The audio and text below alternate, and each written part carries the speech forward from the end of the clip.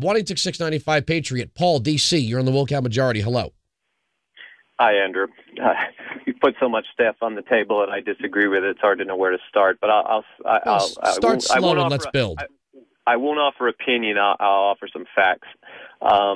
First of all, listening to you, one would get the impression that when looked at historically, we're at historic high tax rates, when the fact is we're at almost historic low tax rates. So that's point number one. And why is that a problem? Hold on a second. Why is that a problem? Because other administrations. I'll tell you why it's a hold problem. on, Paul. Don't shout at me, okay? I don't need you on this program, okay? You called me. So you're going to be a big boy when you call into this program. You're going to use your inside voice. Because past Congresses and past presidents have had excruciatingly high tax rates does not mean that's the watermark for all future generations. Now go ahead with your point. Use your inside voice.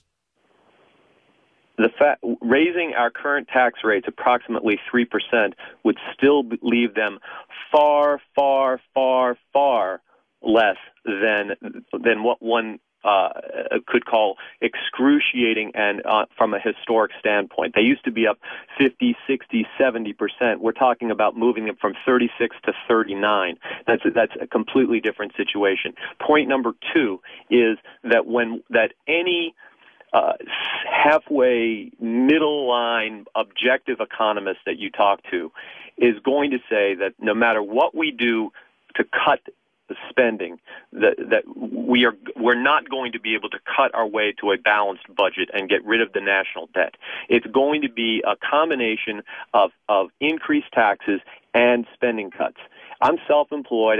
Sometimes years I make a lot of money. One year I made $1 million. Other times I've made a lot less.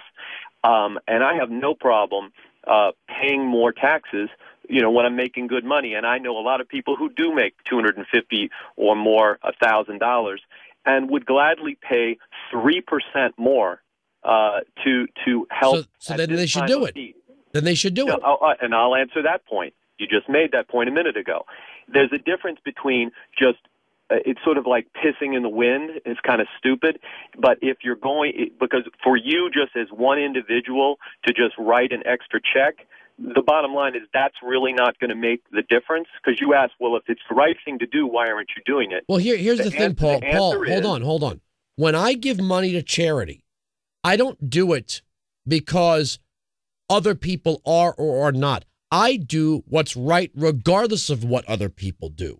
The idea that I'm not going to do the right thing because I'm either in a minority or the majority when I do the right thing does not govern the right thing. I do the right thing as an individual because of the alone principle. I don't care if other people do the right thing or don't do the right thing at the moment when I'm doing the right thing. So what you're saying is you still are not doing the right thing by your own standard of the right thing. The point I was trying to make is that these folks will be inclined to pay the extra money if paying the extra money is done across the board, and they know then it will be solving the problem. I don't want to pay the money and I understand what you're saying, and it's kind of a good point to give to charity too, but I wouldn't be inclined to just pay greater taxes. There is a difference. But I wanted to make one other point. The folks who say, because the Republicans are really fond of saying this, well, we can't raise taxes 3%. That'll be a job killing. And I always find that to be so absurd because, first of all, business owners like myself, we don't just create jobs because our bottom line happens to be better and we say, hey, we got some extra money, let me go out and create a job. No, if you have a need and there's a customer base and there's a need, a demand, I should say, then you've got to ramp up production or start a new business or whatever to meet that need. You then hire people to fulfill that need. So it's the demand that causes jobs. And so whether someone who's making $1 million at the end of the year ends up with $970,000 instead of $1 million, that's not going to that's not going to hurt job creation or not. Whether he has an extra $30,000 at the end of the year isn't going to make one iota of difference in creating jobs. That's not true. First of all, nobody ends up with 97% versus 100% of what they earn.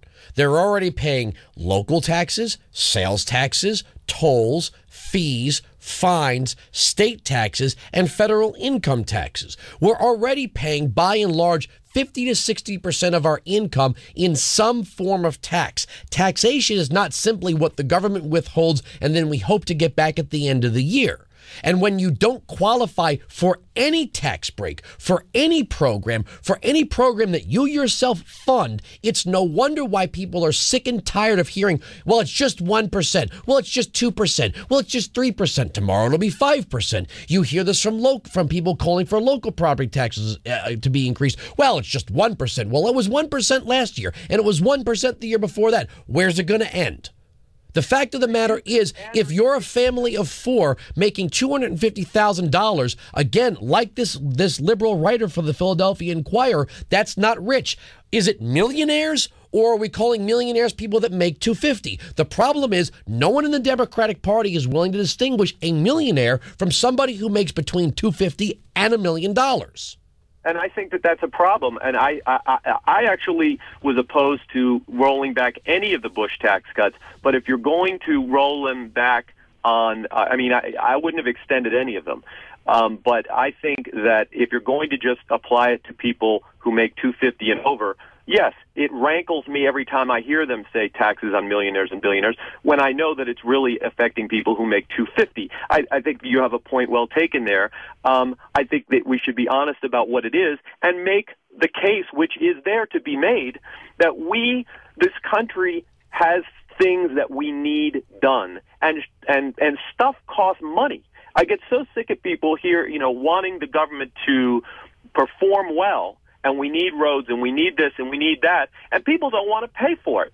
And I see it in the private sector. But when you have 45% of the population not paying any taxes whatsoever, I'm sick and tired of hearing people. Who was that Eddie Bernice Johnson went on Cavuto, and she was whining and complaining that we're going to have all of these kids without shoes and eating out of the streets. If you have children, then it's your responsibility to take care of them. If you can't, how dare you push your responsibility onto other people? And this is a problem. It's one thing if the quote-unquote mill closes and now you were once working and now you're not. It's another thing where we have people who don't even think twice about taking on responsibility that they can't handle and then pushing it onto other people through government. Andrew, and no, I'm not blaming the children. And, sir, listen, I got a lot of other calls, Paul. Thank you very much for the call, and thanks for using your inside voice.